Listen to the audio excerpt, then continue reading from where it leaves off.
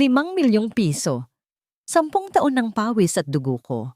Sa isang iglap, ninakaw ng sarili kong asawa para ibili ng mansyon ang kanyang kabit. Basurera ka lang, Winona. Siya ang magbibigay sa akin ng tagapagmana, malamig na sabi ni Hector. Ngumiti ako. Walang luha, wala ng awa. Ang asawang pinatay niyo sa pighati ay magbabalik bilang inyong pinakamatinding bangungot. Handa na ba kayong magbayad? Dahan-dahang ikinuskos ni Winona ang lumang basahan sa malamig na sahig ng sala. Tinitiyak na walang kahit isang alikabok ang matitira. Namamanhid na ang kanyang mga tuhod at ramdam niya ang kirot sa kanyang balakang. Ngunit hindi siya tumigil. Tila bumalik ang kanyang gunita 8 taon na ang nakalilipas. Ang matinding sakit sa kanyang puson, ang init ng dugong dumaloy sa kanyang mga binti habang naghuhugas ng bundok ng mga pinggan sa isang karinderya para pandagdag sa tuition ni Hector sa medical school. Sa araw na yon, nawala ang kanilang unang anak. Ang batang hindi man lang niya nasilayan dahil sa labis na pagpapagod. Ngunit palagi niyang sinasabi sa sarili na ang lahat ng yon ay para sa kanilang kinabukasan. Para kay Hector. Umupo siya sa sahig at nagpakawala ng isang malalim na buntong hininga. Kinuha niya ang isang lumang passbook mula sa malalim na bulsa ng kanyang kupasing duster. Nanginginig ang kanyang mga kalyadong daliri habang binubuklat ang mga pahina. ₱5,000,000. Iyon ang halagang naipon niya mula sa pagiging tagapaglinis, tagapamahagi ng rasyon ng pagkain sa ospital at pagbebenta ng mga kakanin tuwing madaling araw. Maingat niyang pinunasan ang isang maliit na mantsa sa pabalat ng passbook gamit ang dulo ng kanyang damit. Ito na ang katuparan ng pangarap nila. Sa mismong araw ng kanilang ika-7 anibersaryo, ibibigay niya ito kay Hector para makapagtayo na ito ng sarili itong klinika. Bumukas ang mabigat na pinto ng mansyon, sinundan ng mga pamilyar na yabag. Pumasok si Doña Mercedes, ang kanyang biyenan. Suot nito ang isang mamahaling bestida na galing pa sa Europa, habang ang mga daliri ay mahigpit na nakapulupot sa isang rosaryong gawa sa perlas. Bagamat kagagaling lang sa simbahan, walang bahid ng kabanalan ang mga matang tumitig kay Winona. Tiningnan siya nito mula ulo hanggang paa. Inilapit ni Winona ang kanyang sarili, yumuko, at kinuha ang kamay ng matanda upang magmano bilang paggalang. Hinablot agad ni Doña Mercedes ang kanyang kamay bago pa man ito dumampi sa noo ni Winona. Kumuha ito ng panyo mula sa bag at pinunasan ang sariling palad na tila nandiri. Diyos ko, Winona, ang asim mo. Amoy mahirap. 7 taon ka na sa pamamahay ko, pero hindi man lang nabura ang amoy ng estero sa balat mo. Yumuko si Winona. Pilit na nilulunok ang pait sa kanyang lalamunan. Pasensya na po, Ma.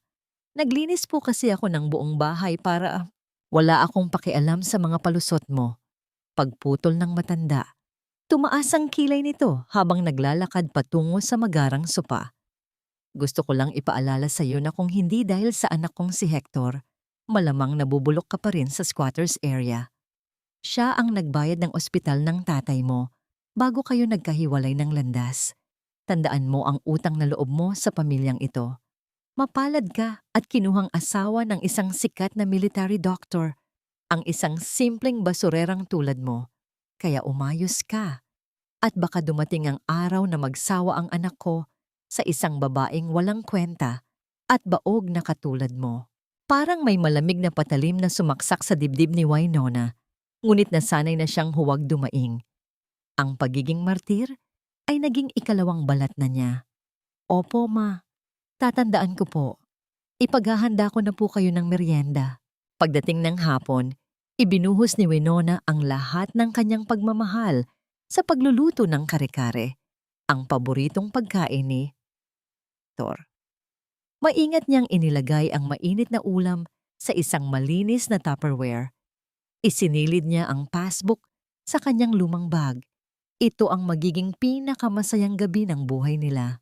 Nagsimulang bumagsak ang malalaking patak ng ulan mula sa maitim na kalangitan nang maglakad siya patungo sa ospital ng militar kung saan nagtatrabaho si Hector. Wala siyang dalang payong, kaya't ginamit niya ang kanyang katawan upang protektahan ang bag na naglalaman ng pagkain at ng kanilang kinabukasan. Pagpasok niya sa maliwanag na pasilyo ng ospital, sinalubong siya ng amoy ng medisina at disinfektante. Nakita niya si Ate Luz, ang matandang janitress na matagal na niyang kasama sa trabaho. Ngumiti si Winona at kumaway, ngunit napansin niyang hindi gumanti ng nangiti ang matanda. Sa halip, may bakas ng matinding awa at pag-aalala sa mga mata nito habang nakatingin sa kanya. Umiwas ng tingin si Ate Luz at mabilis na naglakad palayo. Hawak ng mahigpit ang mop. Nagtaka si Winona, ngunit ipinagpatuloy niya ang paglalakad patungo sa nurse's station na malapit sa opisina ni Hector. "Magandang gabi po," bati ni Winona sa isang nakababatang nurse na nag-aayos ng mga chart. "Nasa loob pa ba si Doc Hector? May dala sana akong dinner para sa aming anibersaryo." Tumingala ang nurse. Kumunot ang noo nito, nagpapalipat-lipat ang tingin kay Winona at sa hawak nitong pagkain. "Po? Mrs., umalis na po si Doc Hector kanina pang 5:00. Nagmamadali nga po eh." Nawala ang nangiti sa mga labi ni Winona. "Umalis? Baka may emergency lang sa ibang ward." Umiling ang nurse, tila nag-aalangan kung itutuloy ang sasabihin. "Hindi po. Sinundo po niya kasi yung asawa niya.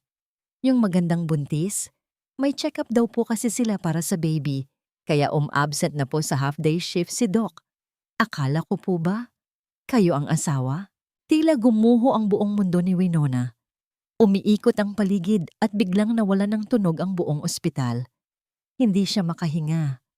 Ang mga salitang asawa at buntis ay parang mga martilyong paulit-ulit na humahampas sa kanyang isipan.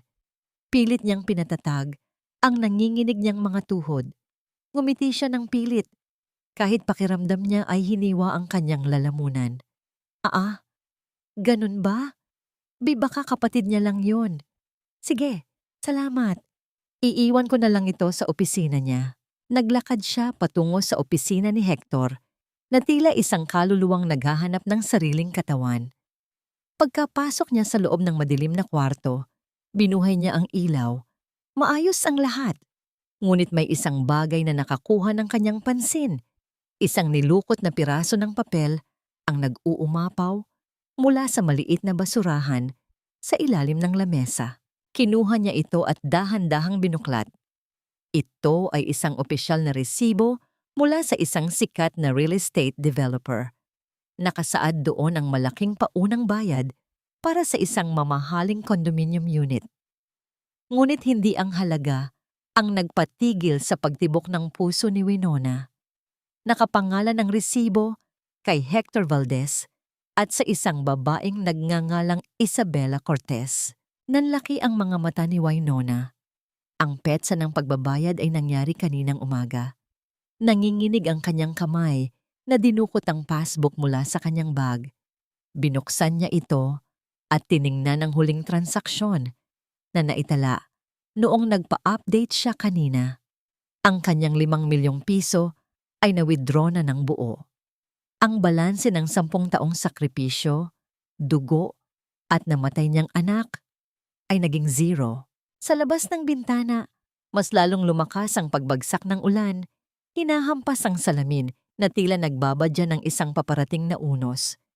At kasabay ng paglamig ng hanging pumapasok mula sa siwang ng bintana, naramdaman ni Winona ang unti-unting pagkamatay ng natitira niyang pag-ibig. Hayaan mo na ang basurerang iyon. Ikaw ang reyna ko. At ngayon, hawak na natin ang pera niya para sa kinabukasan ng anak natin. Sa labas ng isang marangyang pintuan, nakatayo si Winona. Basang-basa ang kanyang manipis na damit mula sa malakas na ulan, at ang malamig na hangin ay tumatagos hanggang sa kanyang mga buto. Ngunit mas malamig ang yelong unti-unting bumabalot sa kanyang puso. Hawak pa rin ng kanyang nanginginig na mga kamay ang Tupperware ng mainit na kare-kare, ang paboritong pagkain ng lalaking nagbitiw ng mga salitang iyon. Bumukas ang mabigat na pintong gawa sa mahogany. Ang liwanag mula sa loob ng condominium ay tumama sa mukha ni Winona na naglantad sa isang tagpong dudurog sa kanyang kaluluwa ng paulit-ulit. Nakatayo si Hector, ang asawang pinag-alayan niya ng 10 taon ng kanyang buhay. Nakangiti habang hinahalikan ang umbok ng tiyan ng isang napakagandang babae. Ang babae ay nakasuot ng manipis at mamahaling pantulog. May kutis na hindi kailanman nasunog sa araw at may buhok na amoy ng mamahaling salon. Si Isabela. Natigilan ang dalawa nang makita ang nakatayong figura sa labas ng pinto. Bumagsak ang lalagyan ng pagkain mula sa mga kamay ni Winona. Kumalat ang sarsa at nagkadurog-durog ang mga gulay sa makintab na sahig ng pasilyo. Kasabay ng pagkadurog ng lahat ng ilusyon at pangarap niya, tiningnan ni Hector ang natapong pagkain na may matinding pandidiri bago ibinaling ang malamig na mga mata sa kanyang asawa. Walang bakas ng gulat, walang bahid ng pagsisisi. "Anong ginagawa mo rito?" tanong ni Hector. Ang boses ay tila isang matalim na yelo. Pilit na hinanap ni Winona ang kanyang boses mula sa lalamunang tuyot at nag-iinit sa sakit. Ang 5 milyon, Hector. Ang pera sa passbook. Ang dugo at pawis ko. Nasaan? Ngumisi si Hector. Isang ngiting mapang-asar at puno ng pagmamataas na ngayon niya lang nakita. "Anong pera mo? Nababaliw ka na ba, Winona? Ako ang doktor. Ako ang nagbibigay ng pangalan at dangal sa'yo. Ang perang yon ay kabayaran lang sa 7 taong pagsasayang ko ng oras sa isang babaeng hindi man lang ako mabigyan ng anak. Isang babaeng baog." Tila tinusok ng libu-libong karayom ang dibdib ni Winona. Umawang ang kanyang mga labi, ngunit walang lumabas na tunog. Ang sakit na naramdaman niya ay hindi maihahalin tulad sa anumang pisikal na sugat. Kinukwestiyon ng asawa niya ang kanyang katinuan. Pinapaniwala siyang siya ang may utang na loob matapos siyang nakawan nito. Napasandal si Isabela sa dibdib ni Hector at tumawa ng mahina. "Babe, paalisin mo na nga yan. Na-stress ang baby natin. At saka, tignan mo nga, ang dumi-dumi niya. Ang asim ng amoy." Dahan-dahang lumuhod si Winona sa sahig. Hindi para magmakaawa, kundi para pulutin ang mga natapong piraso ng karne at gulay gamit ang kanyang nanginginig na mga daliri. Isang nakasanayang kilos ng isang taong sanay sa kahirapan, kung saan ang bawat butil ng pagkain ay may katumbas na pawis. Walang luha na pumatak mula sa kanyang mga mata. Tila naubos na ito sa dami ng gabing iniyakan niya ang pagkawala ng kanyang unang anak, ang batang namatay dahil sa labis na pagtatrabaho niya para kay Hector. Tiningnan siya ni Hector nang may matinding awa na may halong inis. "Tignan mo ang sarili mo. Kahit bigyan kita ng 5 milyon, mananatili kang hampas lupa. Umalis ka na bago pa ako tumawag ng gwardya at ipasok kita sa mental hospital." Gamit ang kanyang sapatos, itinulak ni Hector ang kamay ni Winona na pumupulot ng pagkain bago walang awang isinara ang mabigat na pinto. Sumara ang pinto na nag-iwan ng isang nakabibinging katahimikan sa pasilyo. Naiwan si Winona sa labas, mag-isa, nakaluhod sa gitna ng dumi at pagtataksil. Nang makalabas siya ng gusali, muli siyang sinalubong ng malakas na ulan. Naglakad siya ng walang paroroonan, hinahayaang hampasin ng hangin at tubig ang kanyang mukha. Pumasok sa kanyang isipan ang mga salita ng kanyang biyenang si Doña Mercedes kaninang umaga. Ang matatalim na tingin nito, ang pang-iinsulto, biglang naging malinaw ang lahat. Alam ng matanda, alam ng buong pamilya Valdez na nanakawin ni Hector ang kanyang pera. Pinagkaisahan siya ng mga taong itinuring niyang pamilya. Habang naglalakad sa madilim at basang kalsada, nakaramdam si Winona ng isang matinding, nakakapasong kirot sa kanyang puson. Isang multo ng nakaraan.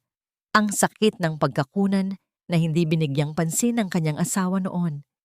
Napahawak siya sa kanyang tiyan, dahan-dahang napadausdos sa malamig na semento ng bangketa. Ang lamig ng basang damit ay patuloy na dumidikit sa kanyang balat, kasing lamig ng kamatayan na tila unti-unting umaakap sa kanyang diwa. Sa gitna ng dilim at buhos ng ulan, may uuwi pa kaya ng isang nawasak na babae ang sarili niyang buhay? Malagkit at mabigat ang bawat hakbang ni Winona pabalik sa mansyon ng mga Valdez. Ang mga basang damit ay nakadikit sa kanyang malamig na balat, humahatak sa kanya pababa na tila nais siyang ibaon ng buhay sa semento. Sa bawat hakbang, isang kislap ng pag-asa ang pilit niyang binubuhay sa kanyang wasak na dibdib. May isang tao pa siyang maaaring hinga ng tulong, ang kanyang biyenan. Bagamat palagi siyang pinagsasalitaan ng masakit ni Doña Mercedes, umaasa si Winona na bilang isang babae at isang ina, maiintindihan nito ang pighati ng panloloko at pagnanakaw. Pagbukas niya ng mabigat na pinto, sinalubong siya ng init ng kabahayan at ng amoy ng mamahaling tsaa. Natanaw niya si Doña Mercedes na tahimik na nakaupo sa paborito nitong silyang gawa sa kamagong, nagbabasa ng isang nobela habang nakasabit ang salamin sa dulo ng ilong nito. Lumapit si Winona, nanginginig ang mga balikat at lumuhod sa paanan ng matanda. Hindi niya ininda ang pagbasa ng paboritong carpet ng biyenan. "Ma!" Basag at paos na tawag ni Winona, halos magmakaawa ang mga mata. "Ma, tulungan niyo po ako. Si Hector, nakita ko po siya. Kasama niya si Isabela at ang pera ko, ang 5 milyon na pinaghirapan ko ng 10 taon, kinuha niya. Ibinili niya ng kondo para sa kabit niya. Ma, parang awa niyo na. Kausapin niyo po ang anak niyo." Tahimik na ibinaba ng matanda ang porselanang tasa sa platito. Walang bakas ng pagkagulat sa mga mata nitong nababalutan ng makapal na kolorete. Tiningnan lamang nito ang mga basang bakas ni Winona sa mamahaling alpombra ng may matinding pandidiri. "Tumayo ka nga dyan, Winona. Nagmumukha kang basang sisiw na namamalimos ng mumo." Malamig na utos ni Mercedes. Hindi makapaniwala si Winona. "Narinig niyo po ba ako? Ninakawan ako ng asawa ko. May nabuntis siyang ibang babae." Isang mapaklang ng ngiti ang sumilay sa mga labi ng matanda. "Naririnig kita at alam ko.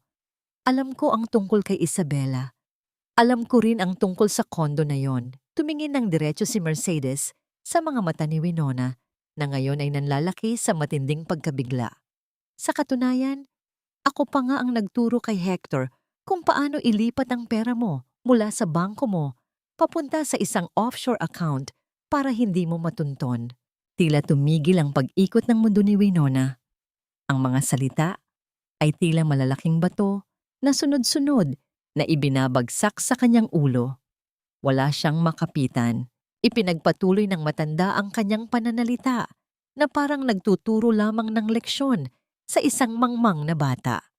"Huwag kang masyadong madrama, Winona. Ano ba ang 5 milyon?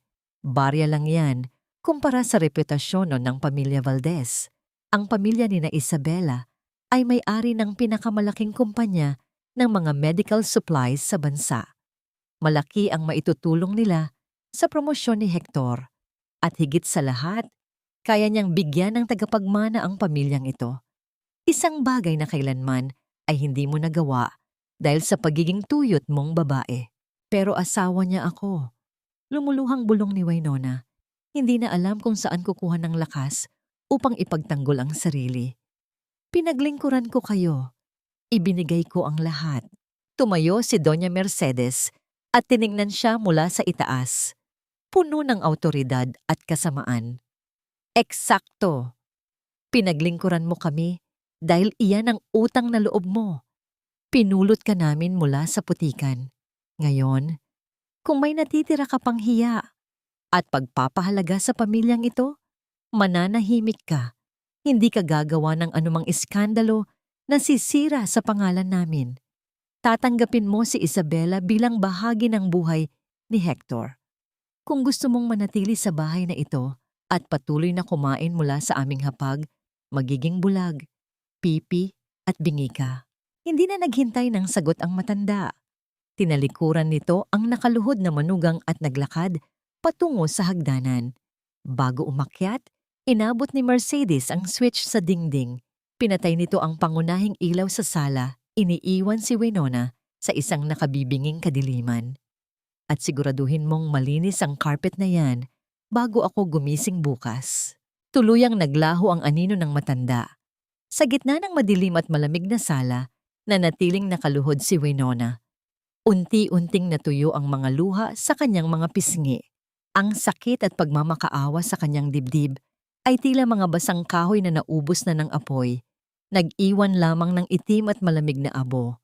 Pinatay nila ang babaeng mapagmahal. Pinatay nila ang martir. Dahan-dahan siyang tumayo. Walang anumang emosyon sa kanyang muka. Tiningnan niya ang kanyang nanginginig na kaliwang kamay. Ang gintong singsing na naging kadena niya sa loob ng 7 taon ay kumislap sa tulong ng liwanag mula sa poste sa labas ng bintana. Hinawakan niya ito at dahan-dahang hinugot mula sa kanyang palasingsingan. Hindi niya ito itinapon o inihagis dahil sanay si Winona na walang sinasayang. Ibinulsa niya ang singsing, pabaon sa alaala ng isang sumpaang siya lang pala ang tumupad. Marahan siyang naglakad patungo sa kusina. Sa bahaging halos lamunin ng dilim, huminto siya sa harap ng lalagyan ng mga kutsilyo at maingat na pumili ng isang mahaba at matalim na talim. Bahagyang kumislap ang bakal sa munting liwanag. Pinisil niya iyon ng mahigpit, tila kumakapit sa kung anong natitira. Kung may makakita man sa kanya sa sandaling iyon, maaaring isipin nilang sinusubukan niyang takasan ang bigat ng kanyang nararamdaman sa isang mapanganib na paraan. Ngunit nang tumama ang liwanag ng buwan sa talim ng kutsilyo, nasalamin doon ang mukha ni Winona. Ang mga mata niya ay hindi na naghahanap ng awa. Dahan-dahang gumuhit ang isang malamig, mapanganib, at nakakakilabot na ngiti sa kanyang mga labi. Hindi siya magpapakamatay. Hindi niya ibibigay sa kanila ang kasiyahan na iyon. Ang mga luha ay para sa mga mahihina at simula sa gabing ito, tapos na siyang maging mahina. Dahan-dahan niyang ibinalik ang patalim sa lalagyan na lumikha ng isang mahinang pagkiskis ng bakal sa kahoy. Sumikat ang unang liwanag ng araw, tumatagos sa mga kurtina ng mansyon na tila nagbabadya ng isang bagong simula. Ngunit para kay Winona, ito ang unang araw ng kanyang ikalawang buhay, ang buhay bilang isang anino na may nag-aapoy na layunin. Wala siyang tulog, ngunit wala ring bakas ng pagod o pamamaga sa kanyang mga mata. Sa halip na magmukmok, maaga siyang nagluto ng almusal. Naghain siya ng sinangag, itlog at mainit na kape sa mahabang hapagkainan. Saktong 6:00 ng umaga nang bumukas ang pinto. Pumasok si Hector, gusot ang polo at may bahagyang pangingitim sa ilalim ng mga mata. Huminto siya sa paglalakad nang makita si Winona na tahimik na nag-aayos ng mga kubyertos. Nakahanda na ang isip ni Hector sa isang panibagong sumbatan. Handa na siyang sigawan muli ang asawa at ipamukha rito ang kawalan nito ng halaga. Ngunit lumingon si Winona at binigyan siya ng isang kalmado at banayad na ngiti. Mainit pa ang kape mo, Hector. Kumain ka muna bago ka pumasok sa ospital. Natigilan si Hector. Kumunot ang kanyang noo. Pilit na hinahanap ang galit, ang luha o ang pighati sa mukha ng kanyang asawa. Ngunit wala siyang nakita, kundi ang lumang Winona, ang maamong martir. Isang mapagmataas na ngangisi ang gumuhit sa labi ng doktor. Sa isip niya, tinanggap na ng kanyang asawa ang katotohanan. Naunawaan na nitong wala itong laban at kailangan nitong maging sunod-sunuran upang hindi mapalayas. Umupo si Hector at ininom ang kape na tila isang haring pinagsisilbihan ng kanyang alipin. Walang kaalam-alam na ang nangiti ni Winona ay hindi tanda ng pagsuko, kundi ng isang patibong na unti-unting isinasara. Matapos umalis ni Hector, sinimulan ni Winona ang kanyang tahimik na laro. Pumasok siya sa kwarto ng kanyang asawa, bit-bit ang mga panlinis. Sa paningin ng sino mang makakakita, isa lamang siyang masipag na asawa, Ngunit sa likod ng maamong mukhang iyon ay ang isip ng isang investigador. Lumapit siya sa basurahan sa ilalim ng mamahaling lamesa ni Hector. Ibinuhos niya ang mga nilukot na papel sa sahig. Dito nagising ang dating Winona, ang babaeng nagtrabaho bilang kahera at taga-imbentaryo sa isang maliit na palengke bago siya naging asawa ng isang doktor. Mabilis at maingat niyang pinatag ang bawat gusot na papel gamit ang kanyang mga kalyadong palad. Ang kanyang mga mata ay naging kasing talas ng agila, naghahanap ng mga numero at detalye na hindi magkakatugma. Nakita niya ang mga kopya ng purchase orders para sa mga medical supplies ng militar na pinirmahan mismo ni Hector. Mga kahon ng surgical gloves, anesthesia, at mga mamahaling kagamitan para sa operasyon. Pinag-aralan niya ang mga presyong nakasaad, masyadong mataas. Alam ni Winona ang tunay na halaga ng mga ito dahil sa tagal niyang nagtrabaho bilang taga-rasyon sa ospital.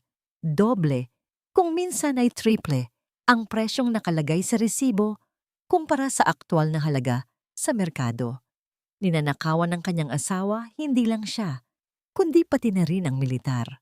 Biglang bumukas ang pinto ng kwarto. Pumasok si Doña Mercedes, bitbit ang isang malaking basket ng mga maruruming damit. Ibinagsak ito ng matanda sa harap ni Winona. Labhan mo ang mga yan, mataray na utos ng biyanan. At huwag mong idadaan sa washing machine. Gusto kong kusutin mo ng kamay ang mga polo ni Hector. Masyadong mahal ang tela niyan para sirain ang mga magagaspang mong kamay. Mabilis na itinago ni Winona ang mga resibo sa ilalim ng basahan at tumayo. Yumuko siya ng bahagya. Opo ma, susundin ko po. Ngumiwi ang matanda. Tila nasiyahan sa nakitang pagkamartir muli ng manugang at mabilis na lumabas ng kwarto. Nang makatiyak si Winona na mag-isa na siyang muli, lumuhod siya sa harap ng basket. Kinuha niya ang isa sa mga ginamit na polo ni Hector kagabi. Inilapit niya ang kwelyo nito sa kanyang ilong. Dati-rati, tuwing nakakaamoy siya ng pabango ng ibang babae sa damit ng kanyang asawa, umiiyak siya ng patago sa banyo hanggang sa mamaga ang kanyang mga mata. Ngunit ngayon, huminga siya ng malalim, hindi para hayaang durugin ang kanyang puso, kundi para itala sa kanyang memorya ang matapang at matamis na amoy ng rosas at vanilla. Inaamoy niya ang kanyang kaaway. Kilala na niya ang amoy ni Isabela. Bumalik ang atensyon ni Winona sa mga itinago niyang resibo. Kinuha niya ang pinakamalinaw na kopya at tiningnan ang bahagi kung saan nakasulat ang pangalan ng kumpanyang nagbabagsak ng mga sobrang mahal na gamot. Isang pangalan ang paulit-ulit na lumalabas, isang kumpanya na nakakakuha ng milyon-milyong pisong kontrata mula sa militar dahil sa pag-aproba ni Hector. Bumilis ang tibok ng puso ni Winona nang basahin niya ang nakalimbag na pangalan sa itaas ng resibo. Cortez Medical Supplies. Cortez. Ang apelyido ni Isabela. Hindi lang pala isang simpleng kaso ng pambabae ang ginagawa ni Hector. Isa itong malaking sabuatan upang dambungin ang kaba ng bayan at ibulsa ang pera kasama ang pamilya ng kanyang kabit. Ang matinding galit na nag-aapoy sa kanyang dibdib ay mabilis na napalitan ng isang nakakapasong determinasyon. Unti-unting nagsara ang kanyang kamao. Dinudurog ang gilid ng dokumentong hawak niya hanggang sa makalikha ito ng isang matigas at malutong na tunog ng paglukot ng papel sa kanyang palad. Kinabukasan, bumalik si Winona sa ospital ng militar. Nakasuot siya ng pamilyar na asul na uniforme. Tulak-tulak ang mabigat na cart ng mga panlinis.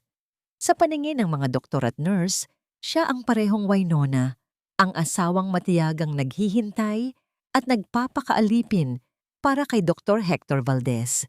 Ngunit para sa mga matang nakakakita ng higit pa sa uniforme, may nagbago.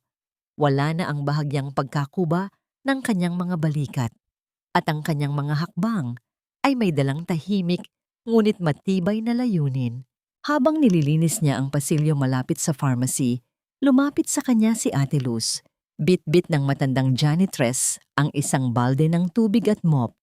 Tumingin muna si Ate Luz sa paligid upang siguraduhing walang nakikinig bago lumapit ng husto kay Winona. Winona, anak, mahinang tawag ng matanda. Ang boses ay puno ng pag-aalala. Balita ko ang nangyari. Alam ng halos lahat ng empleyado rito ang madalas na pagbisita ng babaeng yon sa opisina ni Doc.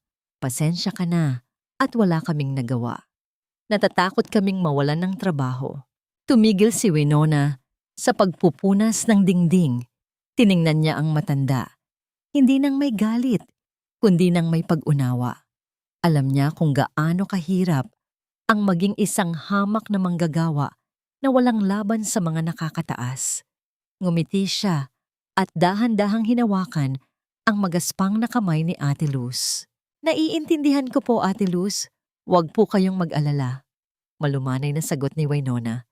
Pero ngayon, kailangan ko po ng tulong ninyo. Hindi ako hihingi ng pera, impormasyon lang. May napansin po ba kayong kakaiba sa mga kinikilos ni Hector dito sa ospital? Huminga ng malalim si Ate Luz at mas lalong inilapit ang muka. Yung lumang bodega sa basement, yung inabandona na dahil laging binabaha, pinakiusapan ako ni Doc Hector na wag nang linisin ang lugar na yon. Siya lang ang may susi, pero minsan, kapag inaabot ako ng madaling araw sa pagliligpit, nakikita ko siyang may ipinapasok na malalaking kahon doon. Mga kahon na may tatak ng Cortez Medical. Isang mabilis na kislap ng pag-asa ang dumaan sa mga mata ni Winona. Pinag-ugnay niya ang mga resibong nakita niya kahapon at ang impormasyong ito. Salamat po, Ate Luz. Malaking tulong po ito. Bago umalis, dumukot si Ate Luz mula sa bulsa ng kanyang palda. Inabot niya kay Winona ang isang mainit na pandesal na nakabalot sa manipis na papel. Kumain ka, anak. Kailangan mo ng lakas para sa laban mo. Tinanggap ito ni Winona. At sa unang pagkakataon, matapos ang matinding panlilinlang, nakaramdam siya ng tunay na kalinga mula sa isang taong hindi niya kadugo. Isang malingap na gawa mula sa kapwa mahirap na higit na nagpapatibay sa kanyang determinasyon. Pagkatapos ng kanyang shift, nagtungo si Winona sa isang lumang payphone sa labas ng ospital. Naghulog siya ng barya at pinindot ang numero ng isang taong matagal na niyang hindi nakakausap. Ilang ring lamang ay may sumagot sa kabilang linya. Attorney Diego Navarro speaking. Boses ng isang lalaking may awtoridad, ngunit may bakas ng init.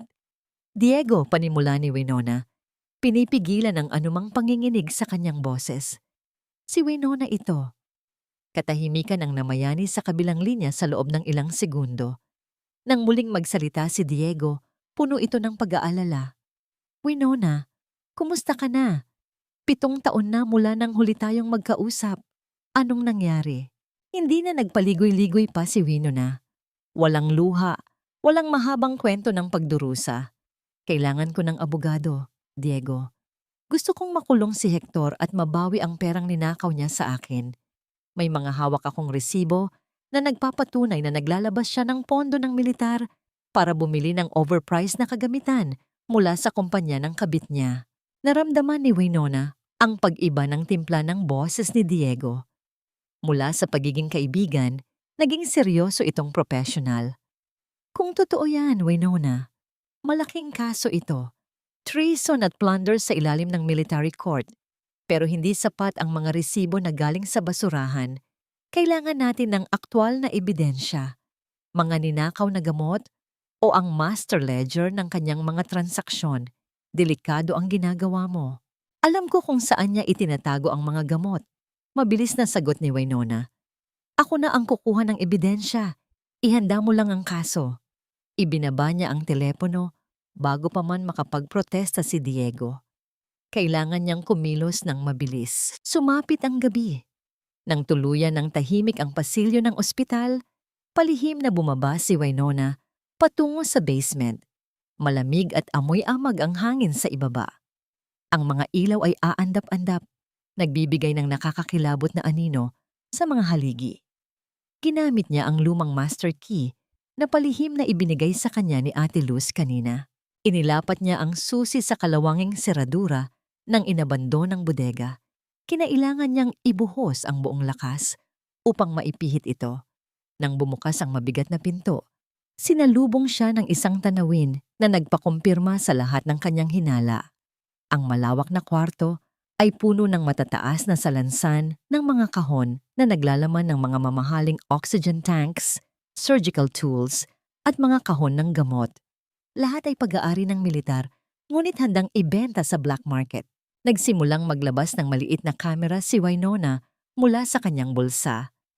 Kumuha siya ng mga larawan bilang ebidensya. Habang nakatutok siya sa pagkuha ng detalye sa mga serial numbers, biglang may narinig siyang kakaiba. Hindi kalayuan, sa madilim na bahagi ng pasilyo sa labas ng bodega, narinig niya ang kaluskos ng matigas na sapatos na papalapit sa sementadong sahig. May taong naglalakad patungo sa kanyang kinaroroonan at pabigat ng pabigat ang bawat hakbang. Mabilis na lumingalinga si Winona. Ang mga hakbang ay palakas ng palakas, umaalingaw-ngaw sa malamig na basement. Wala siyang sapat na oras upang tumakbo pabalik sa pintuan. Agad niyang inipit ang sarili sa isang makipot na puwang sa likod ng matataas na kahon ng mga expired na dextrose at lumang hospital beds. Itinakip niya ang dalawang kamay sa kanyang bibig, pinipigilan ang anumang tunog ng kanyang mabilis at mabigat na paghinga. Bumukas ang pinto ng bodega ng malakas. Pumasok ang dalawang lalaki. Kahit sa gitna ng aandap-andap na ilaw, agad na nakilala ni Winona ang pamilyar na bulto ng kanyang asawa. Kasama ni Hector ang isang lalaking matangkad, nakasuot ng mamahaling suit at may dalang itim na briefcase, ang kapatid ni Isabela na nagpapatakbo ng Cortez Medical Supplies. "Sigurado ka bang walang nag-iikot ditong gwardya?" tanong ng lalaki. Ang boses ay may halong pag-aalala. Tumawa ng mahina si Hector, isang tunog na nagpatayo ng mga balahibo ni Winona. "Relax ka lang, Marco. Ako ang Chief Medical Officer dito. Wala silang pakialam sa lumang basement na ito. Bukas ng gabi, ipapasok na natin ang mga peking gamot sa inventory ng militar at ilalabas natin itong mga orihinal para ibenta sa black market. Ang kikitain natin dito ay sapat na para bayaran ang natitirang balanse ng kondo ni Isabela at ng magiging anak namin." Dahan-dahang inilabas ni Winona ang kanyang lumang cellphone mula sa bulsa. Nanginginig ang kanyang mga daliri habang pinipindot ang pindutan para i-record ang usapan. Ang bawat salita ni Hector ay isang matalim na patalim na nagbabaon sa kanya sa katotohanang ang lalaking minahal niya ay hindi lang isang taksil na asawa, kundi isang traidor sa sariling bansa. Paano kung magkaroon ng biglaang audit ang militar? Tanong ni Marco habang binubuksan ang isa sa mga kahon ng smuggled na kagamitan. Narinig ni Winona ang pagtunog ng lighter ni Hector at ang pagbuga nito ng usok ng sigarilyo. Hindi mangyayari iyon. May hawak akong mga tao sa taas. At kung sakali mang magkaipitan, may nakahanda na akong fall guy. Ipapasa ko ang lahat ng kasalanan sa mga baguhang doktor.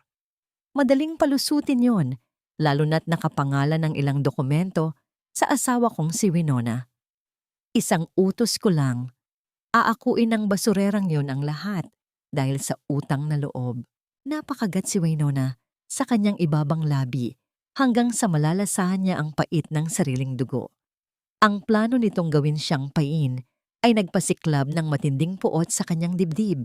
Ngunit sa kanyang pag-atras upang makahanap ng mas komportabling posisyon para mag-record, hindi sinasadyang nasagi ng kanyang siko ang isang malaking basyong bote ng alkohol na nakapatong sa gilid ng kahon. Gumulong ang bote. Tila bumagal ang oras nang bumagsak ito sa sementadong sahig, lumilikha ng isang mataginting na ingay na bumasag sa katahimikan ng bodega. Agad na tumigil ang usapan ng dalawang lalaki. "Ano iyon?" Kinakabahang tanong ni Marco. Mabilis na isinara ang briefcase. Walang sumagot si Hector, ngunit narinig ni Winona ang pagtapon nito ng sigarilyo sa sahig at ang mabibigat nitong yabag na papalapit sa kanyang pinagtataguan. Bawat hakbang ay parang pagbilang pababa sa katapusan ng kanyang buhay. Nakikita na ni Winona ang anino ng asawa na unti-unting lumalaki sa dingding. Wala nang atrasan. Kung mahuhuli siya ngayon, tiyak na hindi na siya makakalabas ng buhay o kaya na may ikukulong siya bilang kriminal tulad ng plano nito. Ipinikit ni Winona ang kanyang mga mata. Sa gitna ng matinding takot, isang pamilyar at maamong muka ang lumitaw sa kanyang isipan, ang mukha ng kanyang amang, si Don Rafael, ang amang tinalikuran niya dahil sa bulag na pag-ibig kay Hector. Humugot siya ng tapang mula sa alaalang ito. Hindi siya mamamatay sa basurang ito. Lalaban siya. Huminto si Hector sa mismong tapat ng mga kahong pinagtataguan ni Winona. Naramdaman ng babae ang init ng presensya nito. Halos ilang pulgada na lang ang layo sa kanya. Hinawakan ni Hector ang gilid ng kahon. "Sinong nandyan?" Malamig at nagbabantang tanong ni Hector. Hinawi ni Hector ang unang patong ng kahon. Ang liwanag mula sa pasilyo ay tuluyang tumama sa mukha ni Winona. Magkakaharap na sila at wala nang pagtataguan. Ngunit bago pa man makapagsalita si Hector o makasigaw si Winona, biglang nag-ingay ang matinis na tunog ng pager na nakakabit sa sinturon ng doktor. Isang code blue. May nag-aagaw buhay na pasyente sa emergency room. Nawala ang atensyon ni Hector kay Winona. Mabilis nitong sinilip ang screen ng pager at nagmura. "Kailangan kong umakyat. Ikaw na ang bahala rito, Marco. Siguro dagalang yon." Tinalikuran ni Hector ang mga kahon at nagmamadaling lumabas. Naiwan si Marco na mabilis ding lumabas ng bodega. Hindi na nag-abalang maghanap pa sa takot na mahuli. Isinara nila ang mabigat na pinto mula sa labas. Nakahinga ng maluwag si Winona. Ngunit ang pagtunog ng pager ay hindi sapat upang takpan ang katotohanang muntik na siyang mahuli. Iniligtas siya ng pagkakataon, ngunit alam niyang hindi palaging nasa kanyang panig ang swerte. Inayos niya ang kanyang paghinga, inilagay ang cellphone sa ligtas na bulsa, at maingat na naglakad patungo sa labasan. Ang mga ebidensyang nakalap niya ngayong gabi ay magiging sapat na upang simulan ang pagguho ng palasyo ni Hector. Nakabalik si Winona sa kanyang poste sa ospital na tila walang nangyari. Habang nagpupunas ng mga kagamitan, tahimik niyang inayos ang mga susunod na hakbang sa kanyang isipan. Ang recording sa kanyang cellphone ay malakas na ebidensya, ngunit hindi ito sapat para pabagsakin ng tuluyan si Hector at si Isabela.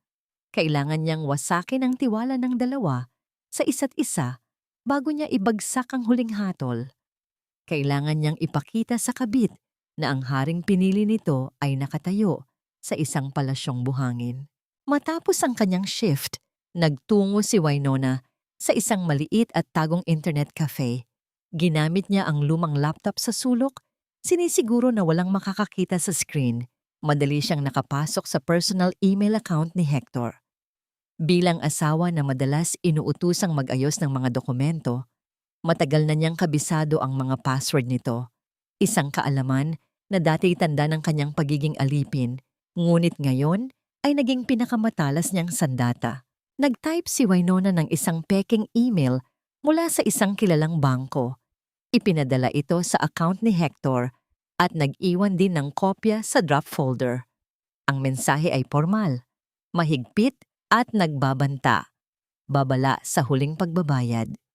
Ang inyong nakasanglang ari-arian, particular ang condominium unit na nakapangalan kay Isabela Cortez, ay sasailalim sa foreclosure kung hindi mababayaran ang milyon-milyong utang sa loob ng 5 araw. In-print niya ang dokumento. Ang papel ay malamig. Ngunit ang hawak niya ay isang apoy na magsusunog sa kasakiman ng kanyang mga kaaway. Kinabukasan, maagang umalis si Hector patungo sa isang meeting. Naiwan ang sasakyan nito sa garahe ng mansyon dahil gumamit ito ng military jeep. Ito ang perpektong pagkakataon. Dala ang mga panlinis, nagtungo si Winona sa sasakyan. Maingat niyang pinunasan ang mga upuan at ang manibela. Nang makarating siya sa passenger seat kung saan madalas umupo si Isabela, pasikreto niyang inipit ang pinrint na email sa pagitan ng upuan at ng glove compartment. Inayos ito upang magmukhang nagmamadaling itinago at nahulog. Bago niya isara ang pinto ng sasakyan, inayos ni Winona ang pagkakabuhol ng isang lumang necktie ni Hector na naiwan sa upuan. Isang malumanay na hawak, tila isang tapat na asawang nag-aalaga. Ngunit ang kanyang mga mata ay walang emosyon. Ang patibong ay nakalatag na. Ang tanging kailangan na lang niyang gawin ay maghintay kung paano mag-aagawan ang mga asong ganid sa isang butong walang laman. Kinahapunan, habang nag-aayos si Winona ng mga bulaklak sa sala ng mansyon sa utos ni Doña Mercedes, umalingaw-ngaw ang malakas na tunog ng telepono sa bulwagan. Dali-dali itong sinagot ng matanda. Sa kabilang linya ay ang matinis at nanginginig na boses ni Isabela. Hindi kailangang ilapit ni Winona ang kanyang tainga. Sapat na ang lakas ng boses upang marinig ang pighati at galit ng kabit. Tita Mercedes, nasaan si Hector? Nasaan ang anak mo? Sigaw ni Isabela. Kumunot ang noo ni Mercedes, pilit na pinapakalma ang boses. Hija, nasa ospital pa si Hector. Ano bang problema? Bakit ka sumisigaw? Nakakasama yan sa apo ko. Anong apo? Tita, nakita ko ang dokumento sa sasakyan niya. Ibabenta ng bangko ang kondo ko. Sinabi niya sa akin na bayad na yon mula sa pera ng basurera niyang asawa. May utang siya sa bangko na milyon-milyon at ako ang mawawala ng tirahan. Pasimpleng ngumiti si Winona habang pinuputol ang mga tinik ng rosas. Ang unang lamat ay nagpakita na. Ang babaeng nagnakaw ng kanyang tahanan ay nakararanas na ngayon ng takot na mawalan ng masisilungan. Imposible yan, Isabela. Huwag kang maniwala sa mga papel na yan. Kakausapin ko si Hector. Pilit na pagpapakalma ng matanda. Ngunit may halong pag-aalala na rin sa boses nito. Kausapin mo siya. Sabihin mo sa kanya. Kung hindi niya isasalin sa pangalan ko ang lahat ng titulo, aalis ako at hindi na niya makikita ang anak niya. Ibinaba ni Isabela ang telepono na lumikha ng isang malakas at basag na ingay sa linya. Napasandal si Doña Mercedes sa pader, hawak ang dibdib, bakas ang kalituhan at galit. Tiningnan niya si Winona na tahimik na nagtatrabaho. Anong tinitingin-tingin mo dyan? Linisin mo ang sahig at huwag kang mag-ilusyon na may pakialam kami sa'yo. Yumuko si Winona. Opo ma. Ngunit sa kanyang pagyuko, hindi niya napigilan ang isang maliit, makahulugang ngiti. Ang takot na kumakain ngayon kay Isabela ay simula pa lamang. Wala pang alam ang mga ito na ang babaeng inaakala nilang mahina ay ang mismong nagmamaneho ng kanilang pagbagsak. Ngunit ang kasiyahan ni Winona ay panandali ang natigil nang marinig niya ang kaluskos ng sapatos mula sa may pintuan. Nakatayo roon si Hector. Hawak ang kanyang briefcase. Ang mukha nito ay namumula sa galit at kalituhan. Nakita ba nito ang peking email? Nalaman ba nitong si Winona ang may gawa? Ang mansyon ng mga Valdez ay tila isang naglalagablab na dambana ng karangyaan at kaplastikan sa gabing ito. Ang bawat sulok ay pinalamutian ng mga sariwang bulaklak at ang bawat chandelier ay nagniningning, nagbibigay ng liwanag sa isang pagdiriwang para sa nalalapit na promosyon ni Hector bilang chief doctor. Ang bawat panauhin ay nakasuot ng kanilang pinakamagarang damit. May hawak na baso ng mamahaling alak at may mga ngiting tila iginuhit lamang upang itago ang mga lihim sa likod ng kanilang mga mata. Ngunit sa gitna ng lahat ng ito, si Winona ay nakatayo sa isang sulok, nakasuot ng kanyang lumang uniforme ng paglilinis. Ito ang utos ni Doña Mercedes, isang tahasang paraan upang ipaalala sa lahat, lalo na kay Winona, kung nasaan ang kanyang lugar. Winona, dalhin mo na ang mga appetizers sa garden, sigaw ni Doña Mercedes habang inaayos ang kanyang perlas na kwintas sa harap ng salamin. At siguraduhin mong hindi ka haharang-harang sa mga bisita. Ayokong mapahiya ang anak ko dahil sa amoy mo. Lumabas si Winona bit-bit ang mabigat na tray. Sa garden, nakita niya si Isabela na nakasuot ng isang hapit na pulang bestida na tila ipinagdidiriinan ang kanyang bahagyang nakaumbok na tiyan. Nakaupo ito sa gitna ng mga matapobreng kaibigan ni Mercedes, tumatawa at tila reyna ng tahanan. "Oh, look who's here!" Mapangasar na wika ni Isabela nang lumapit si Winona para mag-abot ng pagkain. "Baka pwedeng pakidala ng tsaa dito. Masyadong matapang ang alak para sa akin.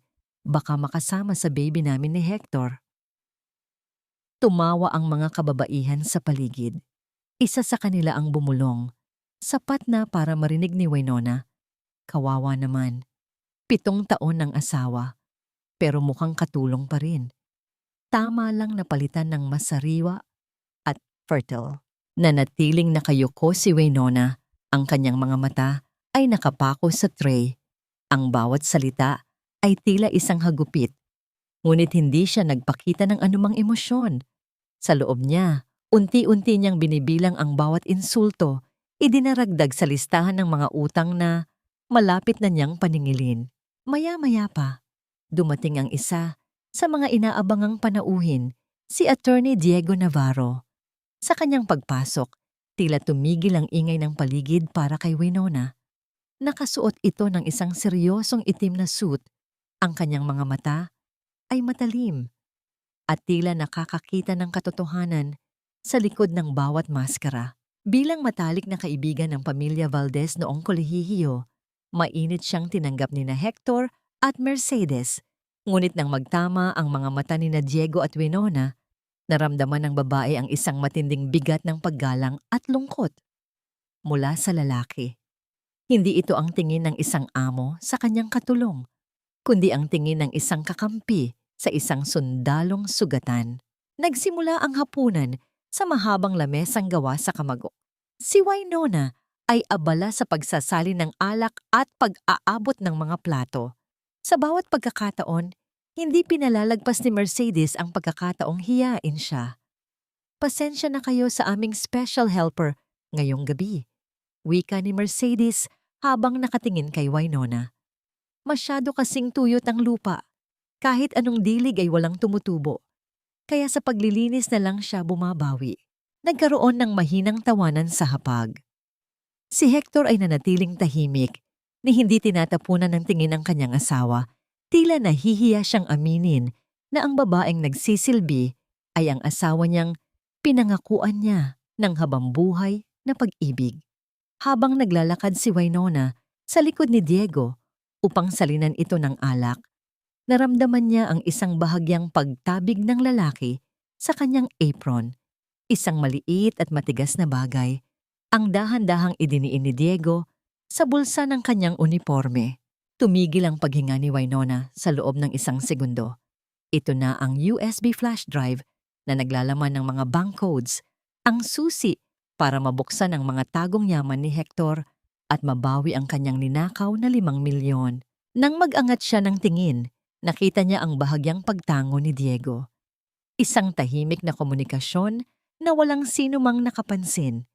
Ngunit sa kanyang pag-alis, hindi niya namalaya na nakatingin pala sa kanya si Doña Mercedes.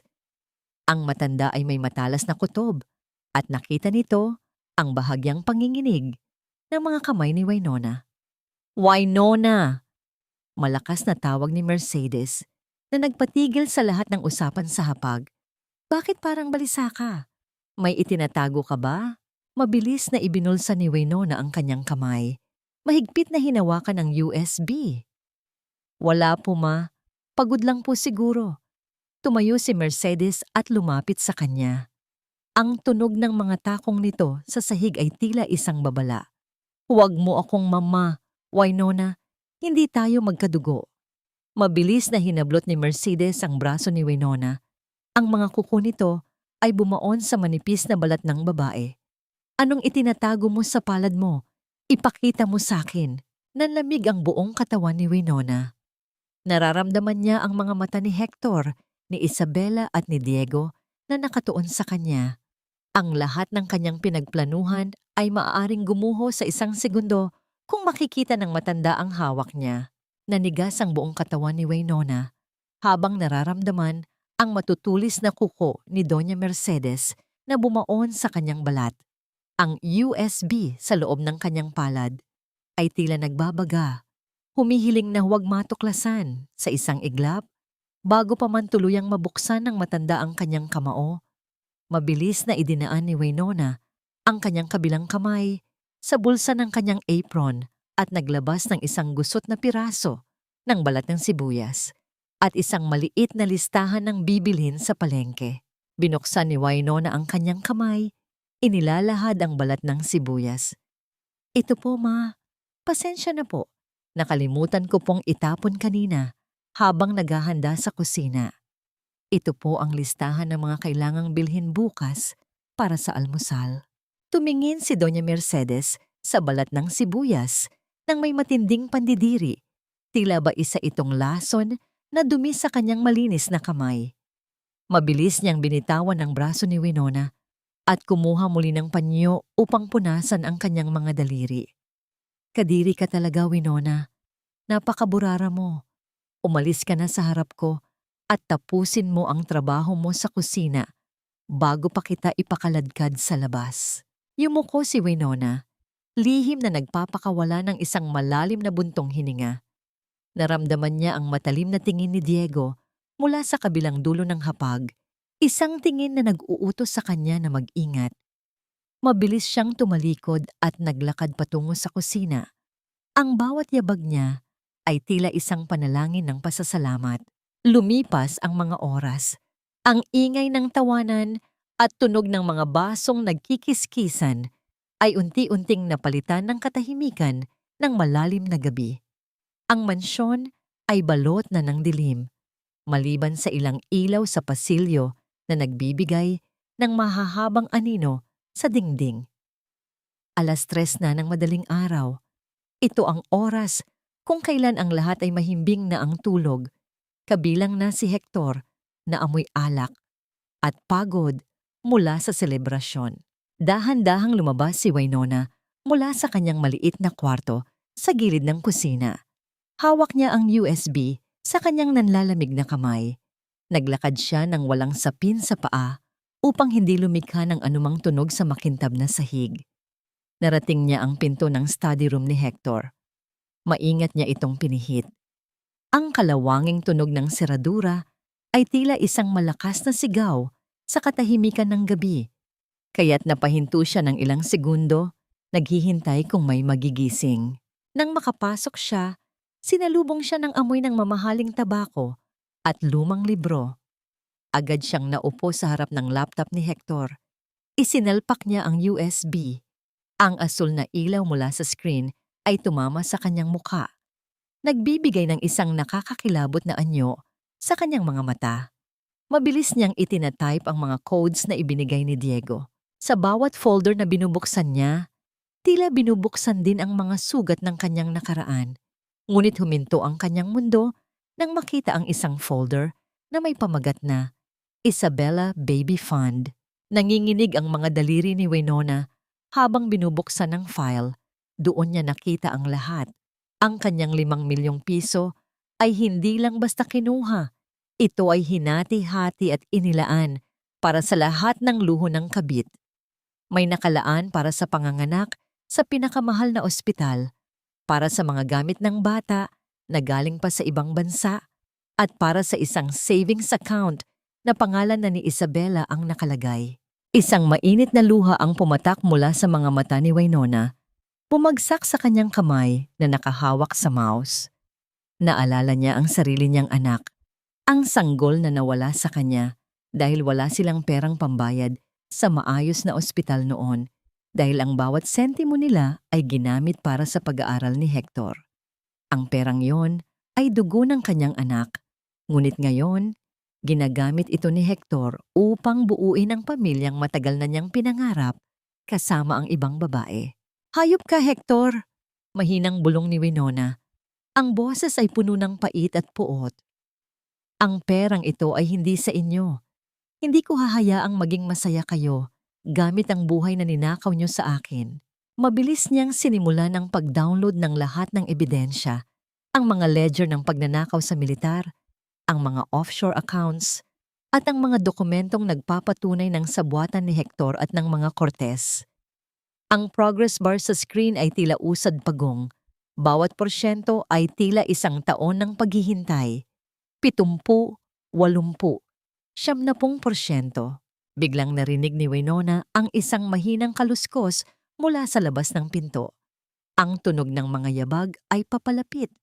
Hindi ito ang mabigat na yabag ng isang taong gising, kundi ang malatampisaw na hakbang ng isang taong tila naglalakad sa tulog o naghahanap ng tubig. Nataranta si Winona. Mabilis niyang sinubukang hugutin ang USB. Ngunit ang download ay nasa 79% pa lamang. Hindi niya maaaring itigil ito. Bumukas ang pinto ng study room. Ang dilaw na liwanag mula sa pasilyo ay gumuhit sa sahig. Tumayo ang balahibo ni Winona nang makita ang figura ng asawang si Hector na nakatayo sa may pinto. Gusot ang buhok at bahagyang nakapikit ang mga mata mula sa kalasingan. Winona, ang paos na boses ni Hector ay bumasag sa katahimikan. Nanatiling nakatalikod si Winona.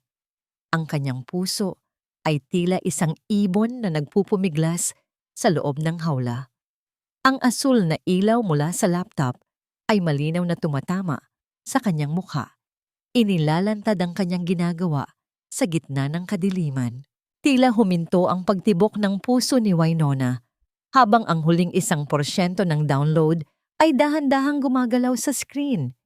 Ang asul na ilaw mula sa laptop ay tila isang malaking sulo na nagtuturo sa kanyang kinaroroonan.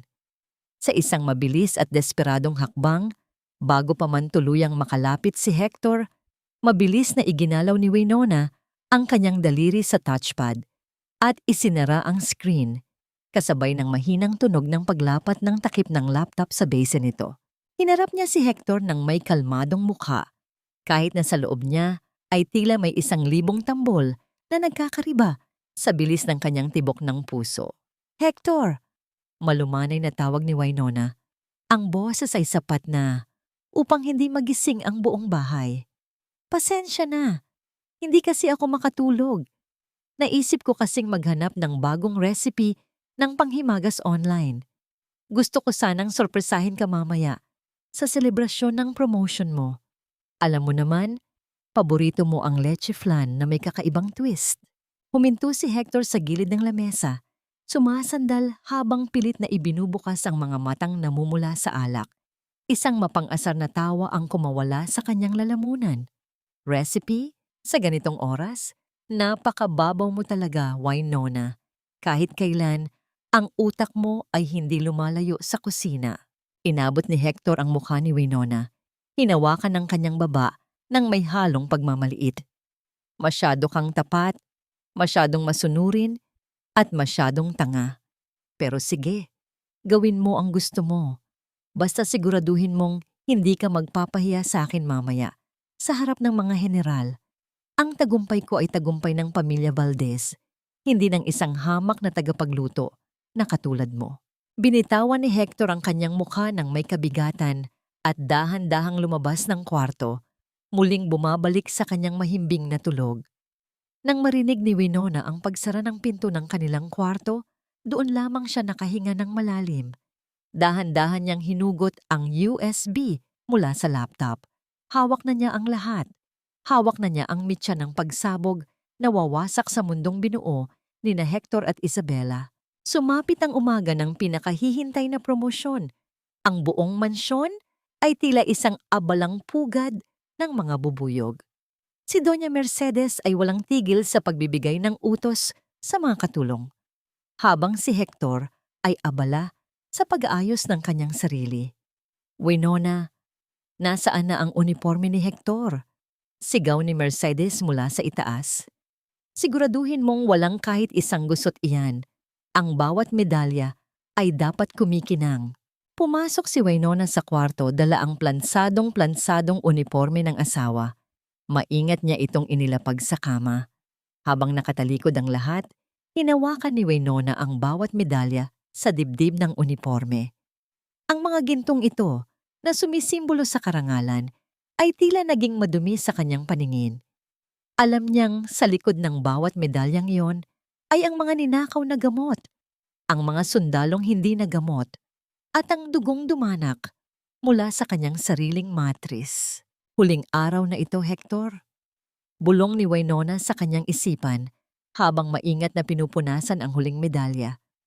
Huling araw na magsusuot ka ng dangal na hindi mo pag-aari. Pagkatapos maasikaso ang lahat, nagtungo si Winona sa kanyang sariling maliit na kwarto. Sa unang pagkakataon sa loob ng 7 taon, hindi niya isinuot ang kanyang kupasing duster o ang uniforme ng paglilinis. Naglabas siya ng isang simpleng itim na bestida, isang damit na tila pagluluksa para sa kanyang nakaraan, ngunit may dalang bagsik para sa kanyang hinaharap. Tumayo siya sa harap ng salamin. Tinitigan niya ang kanyang sariling refleksyon. Wala na ang takot sa kanyang mga mata. Wala na ang babaeng nanginginig sa bawat sigaw ni Mercedes. Kinuha niya ang isang lipstick na kulay matingkad na pula. Isang kulay na kailanman ay hindi niya ginamit dahil ayon kay Hector, ito ay para lamang sa mga babaeng naghahanap ng pansin. Dahan-dahan niyang inilapat ang lipstick sa kanyang mga labi. Ang bawat pahid ay tila isang deklarasyon ng digmaan. Ang pulang marka ay tila dugo ng kanyang mga pangarap na ngayon ay magiging lason para sa kanyang mga kaaway. Tapos na ang pagiging martir, wika ni Winona sa kanyang sarili. Ang kanyang boses ay malamig at kasing talas ng isang bagong hasang patalim. Bumukas ang pinto at pumasok si Doña Mercedes. Handa na sana itong magmura dahil sa bagal ni Winona, ngunit napatigil ito sa may pintuan. Nanlaki ang mga mata ng matanda nang makita ang anyo ng kanyang manugang. Ang Winona na nakatayo sa harap niya ay hindi na ang basurerang kaya niyang tapakan. Anong ginagawa mo sa mukha mo, Winona? Bakit ganyan ang suot mo? Maglilinis ka pa sa venue. Singhal ni Mercedes, bagamat may bakas na ng kaba sa kanyang boses. Humarap si Winona sa biyenan, isang matamis ngunit nakakakilabot ng ngiti ang gumuhit sa kanyang mga labi. Huwag po kayong mag-alala, Ma. Ngayong araw, sisiguraduhin kong magiging malinis ang lahat. Walang anumang dumi ang maiiwan, lalo na ang mga duming matagal niyo nang itinatago sa ilalim ng inyong mga perlas. Tinalikuran ni Winona ang natitigilang matanda at naglakad palabas ng kwarto. Ang bawat yabag ng kanyang sapatos sa sahig ay tila isang hudyat ng paparating na paghuhukom. Ang entablado ay nakahanda na at ang bida ay handa na para sa kanyang huling sayaw ng kasinungalingan. Ang marangyang bulwagan ng kampo militar ay umaalingaw-ngaw sa tunog ng mga palakpakan at masiglang musika mula sa banda. Ang bawat sulok ay napalalamutian ng mga bandila at mga sagisag ng karangalan. Naroon ang mga pinakamataas na general, mga opisyal na may kumikinang na mga bituin sa balikat, at ang kanilang mga asawa na naglalabanan sa kinang ng mga alahas. Sa gitna ng entablado, nakatayo si Dr. Hector Valdez, suot ang kanyang bagong plansang uniforme na puno ng mga medalya. Sa tabi niya ay si Doña Mercedes, na tila reynang nakasuot ng kulay gintong terno. Ang muka ay puno ng pagmamalaki. Nasa isang madilim na bahagi ng gilid ng entablado si Isabela. Nakasuot ito ng isang maluwag na bestida upang itago ang kanyang tiyan, ngunit ang kanyang mga mata ay nagniningning habang nakatingin kay Hector. Para sa kanya, ang gabing ito, ang huling hakbang, bago niya tuluyang mapalitan ang basurerang asawa at maging tunay na Ginang Valdez. Lumapit si Hector sa mikropono. Ang kanyang boses ay malakas, puno ng kumpiyansa at tila boses ng isang bayani. Ang karangalang ito ay hindi lamang para sa akin, panimula ni Hector habang ang kanyang paningin ay lumingon sa mga general. Ito ay para sa katapatan, sa integridad, at sa pamilyang nagbigay sa akin ng lakas upang magsilbi sa bayan ng may malinis na kamay. Isang mahinang ungol ng paghanga ang nagmula sa mga panauhin. Walang nakakaalam na ang bawat salitang binibitawan ni Hector ay isang lason na binalot sa asukal. At ngayon, patuloy ni Hector, nais kong tawagin ang aking asawa, si Winona, upang ibigay ang kanyang tribute bilang katuwang ko sa tagumpay na ito. Kung wala ang kanyang pagtitiis at sakripisyo, hindi ako makatatawid sa bawat pagsubok. Nagkaroon ng bulungan sa paligid. Inaasahan ng lahat na lalabas ang isang babaeng nakayuko, mahiyain, at simpleng-simple gaya ng balitang kumakalat tungkol sa asawa ng doktor. Ngunit nang humakbang si Winona mula sa anino patungo sa liwanag, tila tumigil ang paghinga ng lahat sa bulwagan. Nakasuot si Winona ng isang hapit na itim na bestida na hanggang tuhod. Ang kanyang buhok ay maayos na nakapusod, inilalantad ang kanyang matapang na mukha na binigyang diin ng matingkad na pulang lipstick. Ang kanyang mga hakbang ay hindi nanginginig. Ang bawat yabag ng kanyang takong sa sahig ng entablado ay tila tunog ng isang martilyo na nagpapako ng kaba sa dibdib ni Mercedes at Hector. Napatayo si Mercedes mula sa kanyang upuan. Ang kanyang mga kamay ay mahigpit na nakahawak sa kanyang bag. Si Hector naman ay napatulala. Ang kanyang pilit ng ngiti ay unting naglaho nang makita ang bagsik sa mga mata ni Winona. Inabot ni Winona ang mikropono mula sa kamay ni Hector. Sandaling nagkaroon ng matinis na tunog mula sa speakers dahil sa paglapit ng mikropono, isang ingay na tila nagpagising sa lahat mula sa kanilang pagkagulat. Tumingin si Winona ng diretso sa mga matataas na opisyal sa harap bago ibinaling ang kanyang paningin kay Hector. Isang malamig at nakakakilabot na ngiti ang sumilay sa kanyang mga labi. Salamat, Hector, sa pagpapakilala sa akin bilang asawa mong mapagsakripisyo, panimula ni Winona. Ang kanyang boses ay kalmado, ngunit bawat salita ay tila may talim. Totoo ang sinabi mo. 7 taon akong nagtiis. 7 taon akong naging martir. Ibinigay ko ang lahat, ang aking kabataan, ang aking lakas, at maging ang bawat sentimong pinaghirapan ko ng 10 taon para lamang buuin ang karangalang ipinagmamalaki mo ngayon. Nagkaroon ng bulungan sa mga panauhin. Si Hector ay sumubok na lumapit at bawiin ang mikropono. Winona, anong ginagawa mo? Masyado ka lang emosyonal dahil sa okasyon. Bumaba ka na. Ngunit hinarangan siya ni Winona gamit ang kanyang braso, hindi inaalis ang tingin sa mga tao. Ang karangalan ay hindi nabibili, Hector, lalo na kung ang ipinambili mo ay ang 5 milyong pisong ninakaw mo sa iyong sariling asawa. At ang perang kinulimbat mo mula sa pondo ng militar para sa iyong sariling luho. Isang nakabibinging katahimikan ang bumalot sa bulwagan, sinundan ng mabilis na pag-ugong ng mga boses na puno ng gulat at pagdududa. Nagbigay ng isang bahagyang senyas si Winona kay Attorney Diego Navarro na nakatayo malapit sa control room. Sa isang iglap, ang malaking LED screen sa likod ni Hector na dati ay nagpapakita ng kanyang mga parangal ay biglang nagbago. Lumitaw sa screen ang malalaking larawan ng mga bank transfers mula sa account ni Winona patungo sa isang offshore account. Kasunod nito ang mga kopya ng mga pekeng resibo mula sa Cortez Medical Supplies na may pirasong pinagtabi-tabi ni Winona.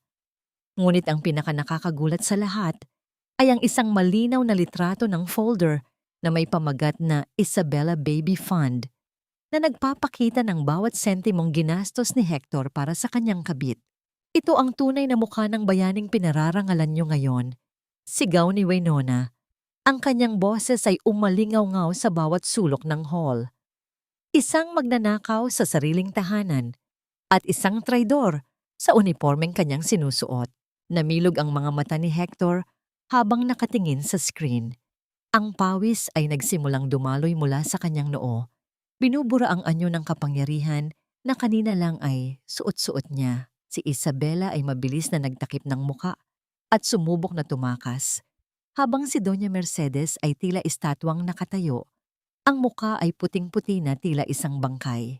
Ang bulong-bulungan sa loob ng bulwagan ay naging parang isang mabilis na apoy na tumupok sa natitirang dangal ni Hector. Ang bawat mata ng mga general at matataas na opisyal na kanina ay puno ng paghanga, ay napalitan ng matinding puot at pandidiri. Walang sino man ang makapagsasalita laban sa mga dokumentong nakabandera sa malaking screen. Ang mga numero, ang mga petsa, at ang mga pirma ay hindi nagsisinungaling. Wala siyang alam, baliw ang asawa ko. Sigaw ni Hector, ang boses ay nanginginig at pumipiyok habang pilit na inaagaw ang mikropono. Gawa-gawa lang ang lahat ng iyan. Gusto niya lang akong sirain dahil hindi ko na siya mahal. General Santos, sir, maniwala po kayo sa akin. Tumayo ang isang matandang general mula sa harapan. Ang mukha ay kasing tigas ng bato. Nagbigay ito ng isang maikling senyas sa mga military police na nakatayo sa gilid. Dr. Valdez, sapat na ang nakita namin. Ang mga dokumentong yan ay dadaan sa isang masusing investigasyon. Ngunit sa ngayon, hindi ka nakarapat-dapat na tumayo sa entabladong ito. 4 na mga sundalo ang mabilis na umakyat sa entablado. Hindi sila gumamit ng dahas, ngunit ang kanilang presensya ay sapat na upang maramdaman ni Hector ang bigat ng kanyang kasalanan. Hinawakan nila ang magkabilang braso ni Hector. Sa harap ng lahat, dahan-dahang tinanggal ng opisyal ang mga medalya sa dibdib ni Hector. Ang bawat pagkalas ng bakal sa tela ay tila tunog ng pagguho ng kanyang buong pagkatao. Ang tsapa na sumisimbolo sa kanyang ranggo ay kinuha rin. Iniwan siyang nakatayo na tila isang hubad na kriminal sa harap ng madla. Sa gilid ng bulwagan, sinubukan ni Isabela na tumakas ng tahimik, ngunit hinarang siya ng 2 babaeng opisyal. Miss Cortez, kailangan niyo ring sumama para sa katanungan tungkol sa inyong kumpanya at sa mga pondong inilipat sa inyong pangalan. Wala akong kinalaman dito. Sigaw ni Isabela, ang kanyang magandang muka ay nalukot sa takot at galit. Lumingon siya kay Hector nang may pandidiri. Siya ang may kasalanan. Sinabi niya sa akin na legal ang lahat. Hector, paano mo ito nagawa sa akin at sa anak natin? Huwag niyo akong isali sa dumi ng lalaking ito. Narinig ni Hector ang pagtalikod sa kanya ni Isabela. Ang babaeng pinag-alayan niya ng nakaw na yaman ay ang unang taong nagtapon sa kanya sa putikan. Napaluhod si Hector sa sahig ng entablado. Ang kanyang mga kamay ay dahan-dahang pinusasan. Ang tunog ng malamig na bakal na naglalapat sa kanyang mga pulso ay ang huling tunog ng kanyang kalayaan. Samantala, si Doña Mercedes ay tila isang kandilang unti-unting nauupos. Ang mga kaibigan niyang matapobre na kanina ay nakapaligid sa kanya ay isa-isang lumalayo. May mga matang puno ng panghuhusga at bulong na tila mga saksak sa kanyang likod. Ang hiya na palagi niyang ipinanakot kay Winona ay siya mismong lumalamon sa kanya ngayon. Hindi niya kinaya ang bigat ng kahihiyan. Dahan-dahan siyang napaupo sa sahig, hawak ang kanyang perlas na kwintas na tila ba ito ang makapagliligtas sa kanya, bago tuluyang nawalan ng malay sa gitna ng mga taong nandidiri sa kanya. Nanatiling nakatayo si Winona sa gitna ng entablado. Pinanood niya ang bawat segundo ng kanilang pagbagsak. Walang saya sa kanyang puso, kundi isang malalim na pakiramdam ng katarungan. Tiningnan niya si Hector na ngayon ay kinakaladkad na palabas ng mga sundalo.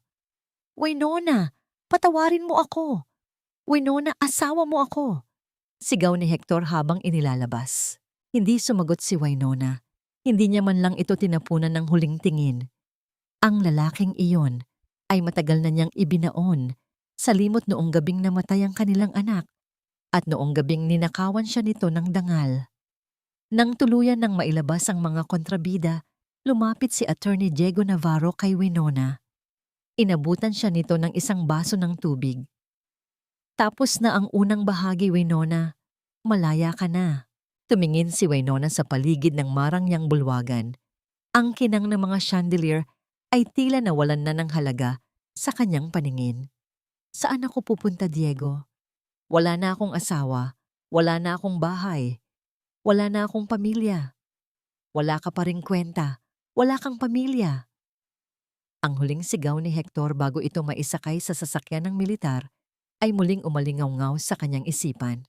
Ngunit sa gitna ng kanyang kalituhan, naalala ni Winona ang isang pinto. Isang lumang pinto na may kalawanging bisagra sa isang liblib na barangay. Ang pintong tinalikuran niya 10 taon na ang nakalilipas para sa isang maling pag-ibig. Dahan-dahan siyang naglakad palabas ng bulwagan, iniiwan ang lahat ng karangyaan at sakit ng nakaraan.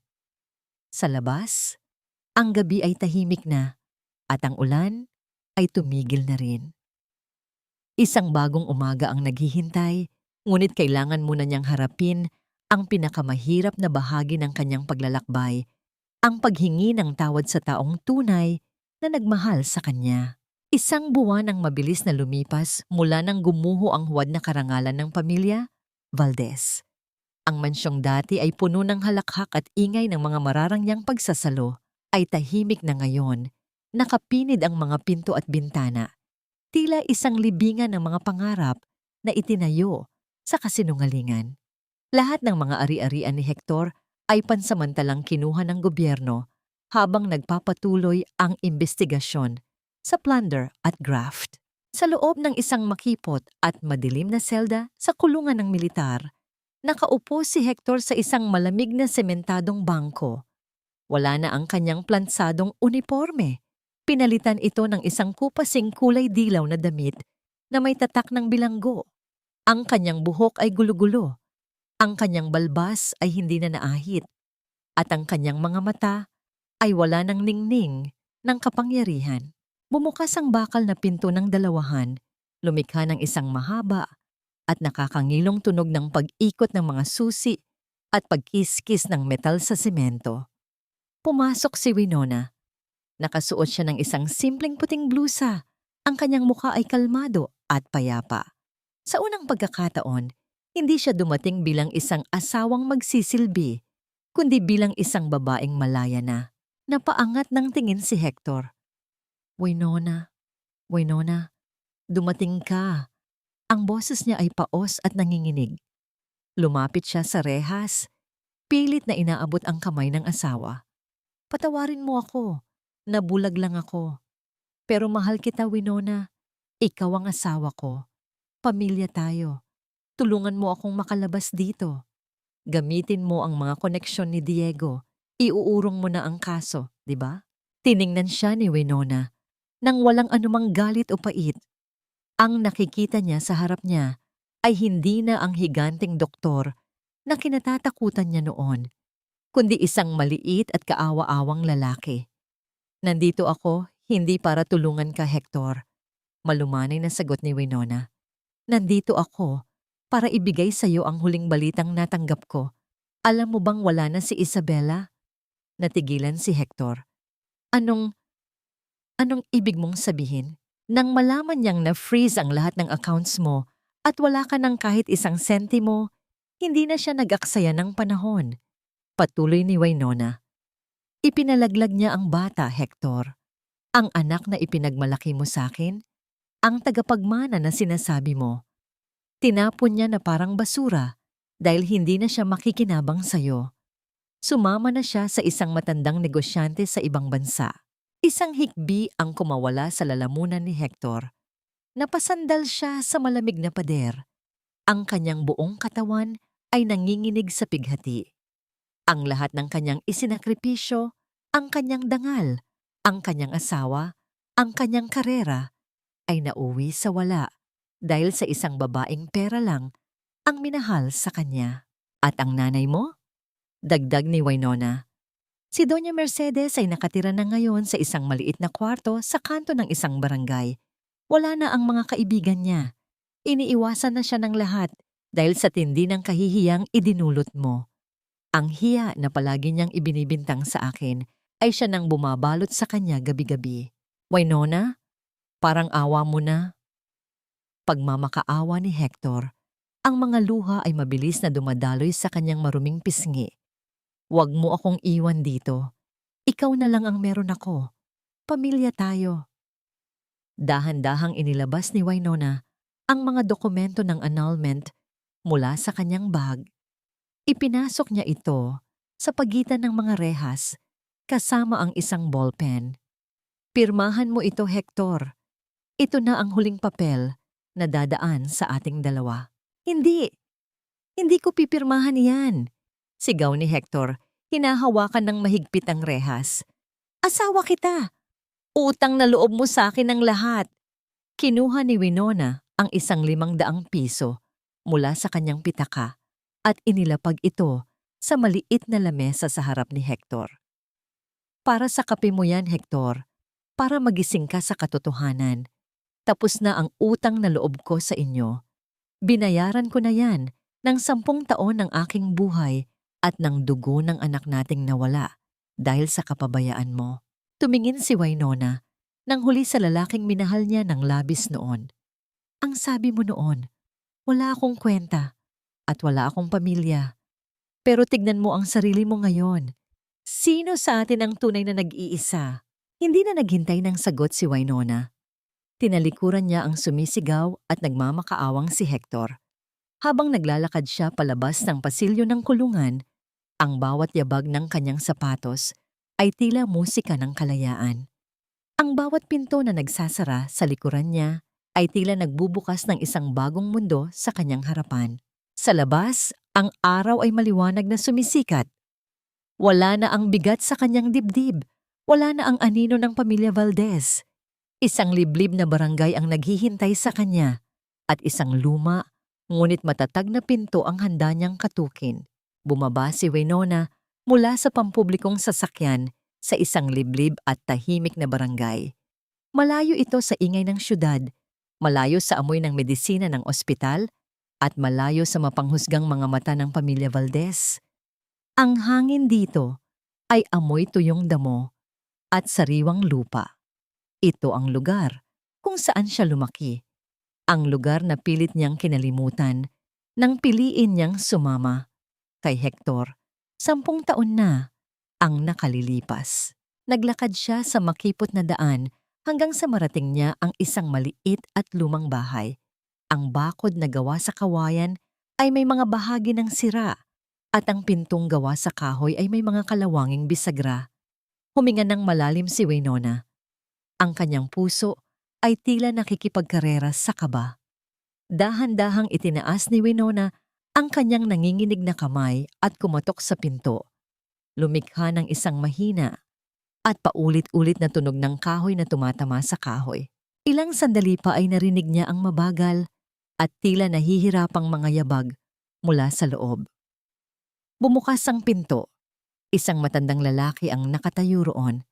Hawak nito ang isang lumang tungkod na gawa sa yantok upang alalayan ang kanyang nanghihinang mga binti. Ang kanyang buhok ay maputi na lahat at ang kanyang mukha ay puno ng malalalim na guhit ng katandaan at pagod. Si Tatay Rafael, ang ama ni Winona na isang simpleng karpintero. Nang magtama ang kanilang mga mata, tila huminto ang mundo para sa kanilang dalawa. Nabitiwan ng matanda ang kanyang tungkod. Lumikha ito ng isang mahinang tunog nang bumagsak sa sementadong sahig. Winona, anak? Ang paos at nanginginig na boses ng matanda ay tila bumasag sa huling pader na pumipigil sa mga luha ni Winona. Bumagsak si Winona sa kanyang mga tuhod. Napaluhod siya sa sahig, humahagulgol habang hinahawakan ang mga paa ng kanyang ama. Tay, patawarin niyo po ako. Patawarin niyo po ako kung tinalikuran ko kayo noon. Tama po kayo. Nabulag ako. Sinira ko ang buhay ko para sa lalaking walang kwento. Patawad po, tatay. Walang anumang sumbat na nanggaling sa matanda. Sa halip, dahan-dahang yumuko si Rafael kahit na nahihirapan ang kanyang mga kasukasuan. Hinawakan niya ang mga balikat ng kanyang anak at pilit itong pinatayo. Niyakap niya si Winona ng buong higpit, isang yakap na puno ng pangungulila, pagtanggap, at walang kapantay na pagmamahal. Kahit kailan, anak, hindi nawala ang pagmamahal ko sa'yo. Bulong ng matanda habang hinahaplos ang buhok ni Winona. Bukas ang pinto ng tatay para sa'yo, kahit anong mangyari. Ang mahalaga, nagbalik ka. Doon naramdaman ni Winona ang tunay na kapayapaan. Ang yakap ng kanyang ama ay mas mainit at mas totoo kaysa sa anumang karangyaan na naranasan niya sa mansyon ng mga Valdez. Lumipas ang mga linggo. Sa tulong ni Attorney Diego, matagumpay na nabawi ni Winona ang kanyang 5 milyong piso mula sa mga sibil na kaso laban kay Hector.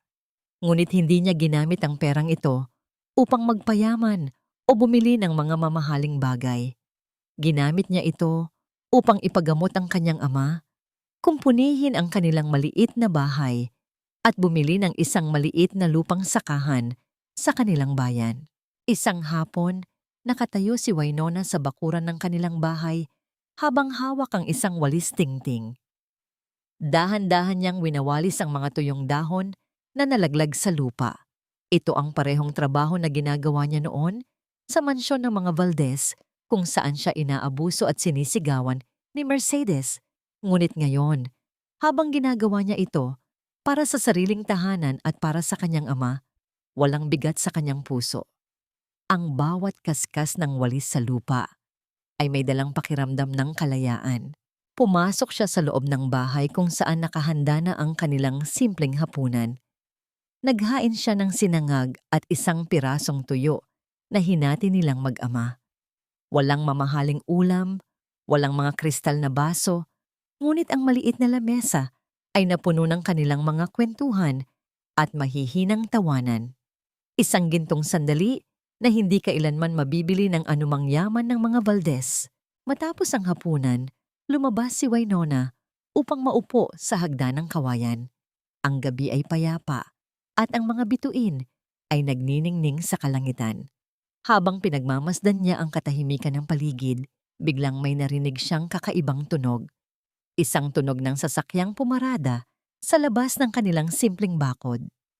Sinundan ito ng mga mararahang yabag ng sapatos na naglalakad sa ibabaw ng mga graba sa daan. Tumayo si Winona, pilit na inaaninag kung sino ang bisita sa ganitong oras ng gabi. Isang pamilyar na bulto ng lalaki ang lumitaw mula sa dilim.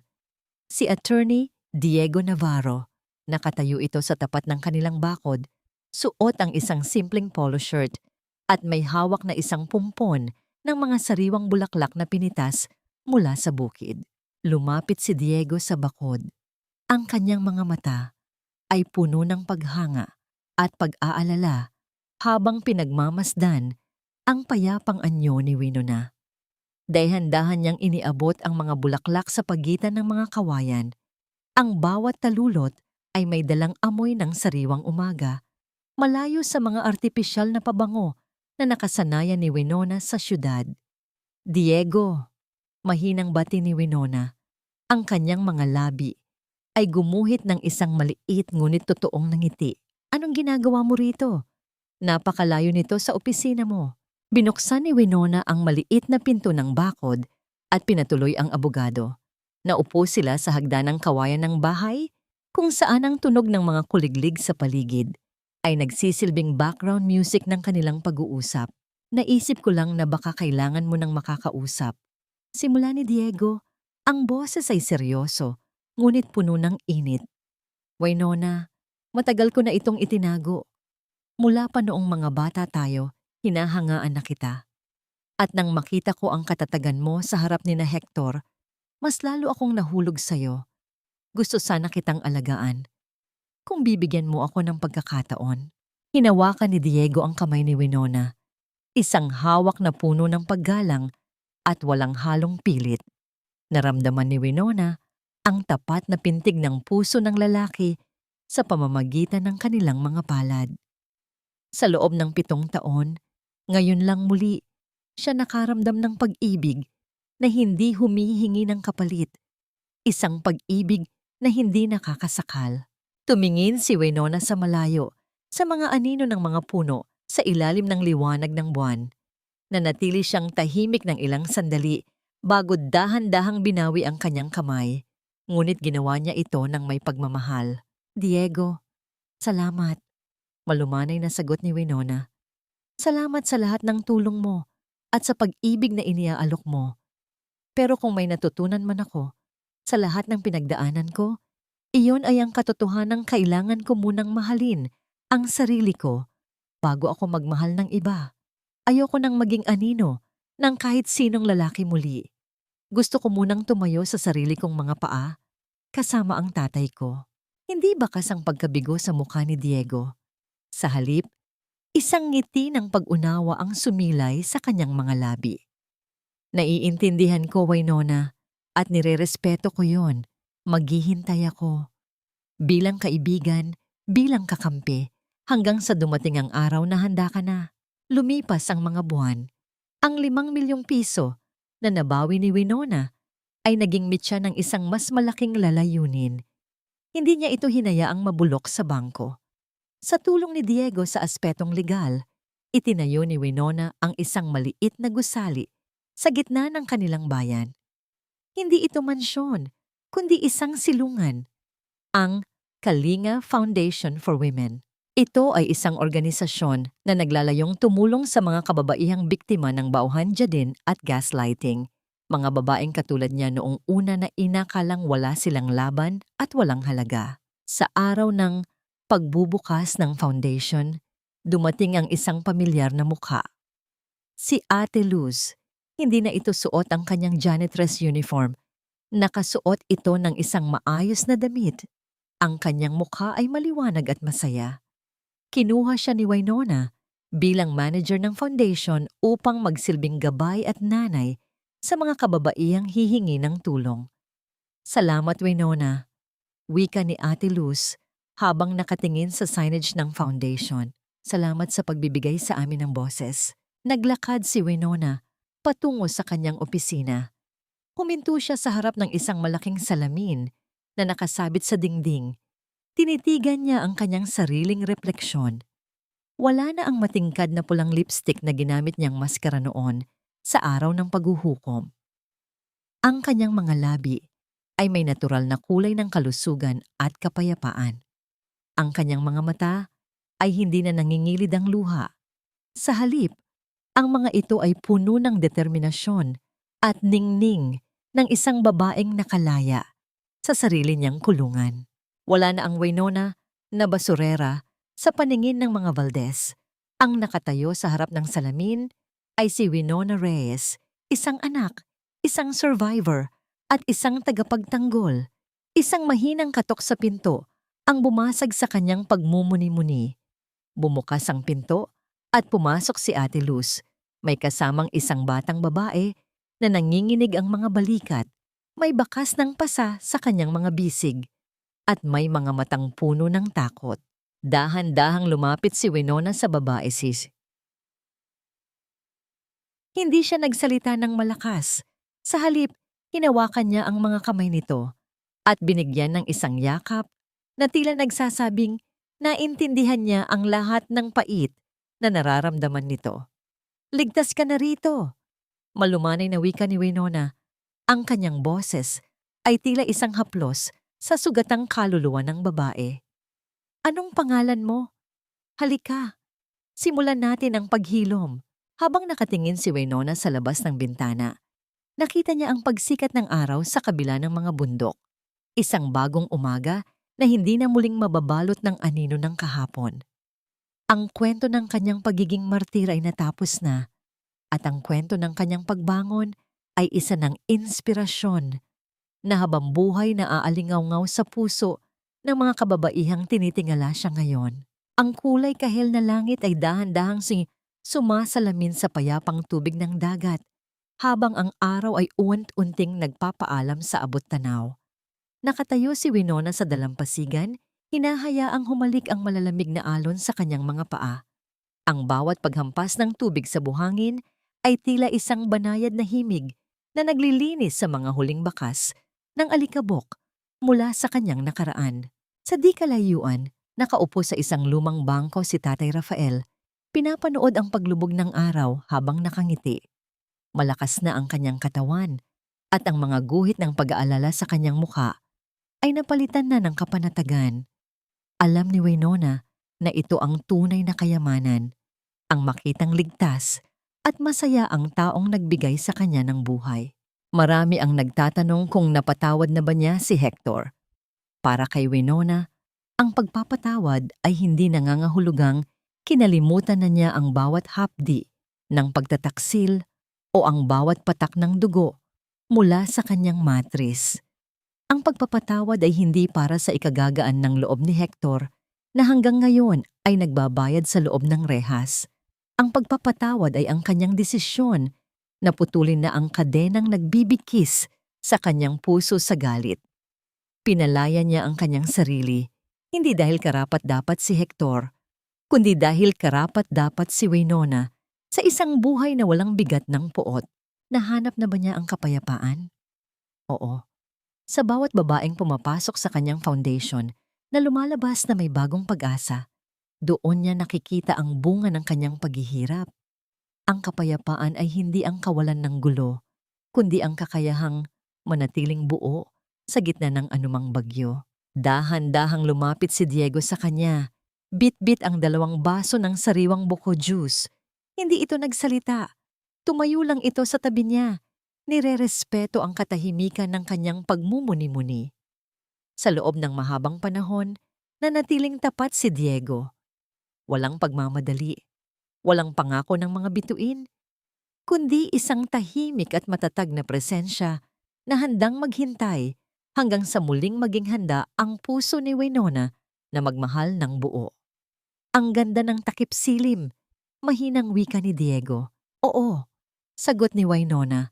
Lumingon siya sa lalaki at binigyan ito ng isang matamis na ngiti. Dahil alam ko na bukas, muling sisikat ang araw ng walang dalang takot.